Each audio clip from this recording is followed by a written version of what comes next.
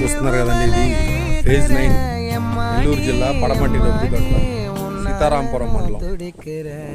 ఈ సంవత్సరంన్నర అయింది ఈ మొక్కలు నాటి. ఎంత అద్భుతంగా పెరిగే ఇది.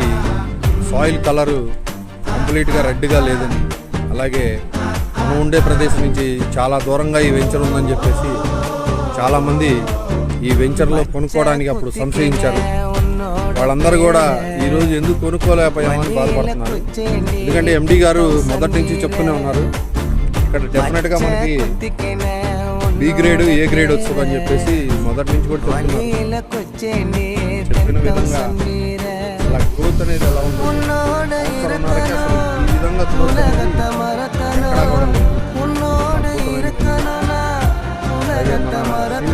చెన్నకేశ్వర గారు మొదటి నుంచి ఈ వెంచర్ చాలా బాగుంటుంది, ఇందులో తీసుకోండి, ప్లాట్ తీసుకోండి అని మొదటి నుంచి కూడా చెప్తూనే ఉన్నారు. ఆయన చెప్పిన విధంగానే ఇక్కడ చాలా అద్భుతమైన గ్రోత్ అనేది వచ్చింది. ఈరోజు ఈ వెంచర్కి నేను ఇప్పటికి 3 సార్లు రావడం జరిగిందండి. మొదటిసారి వచ్చినప్పుడు ఇంకా వెంచర్ లాంచింగ్ కాలేదు. అప్పుడు యూకలిప్టస్ చెట్లు ఉన్నాయి ఇక్కడ. ఆ మట్టి అంతా కూడా ముళ్ళ కంచెలు అంతా ప్రొక్లైనర్స్తో వర్క్ జరుగుతుంది ఆ రోజు.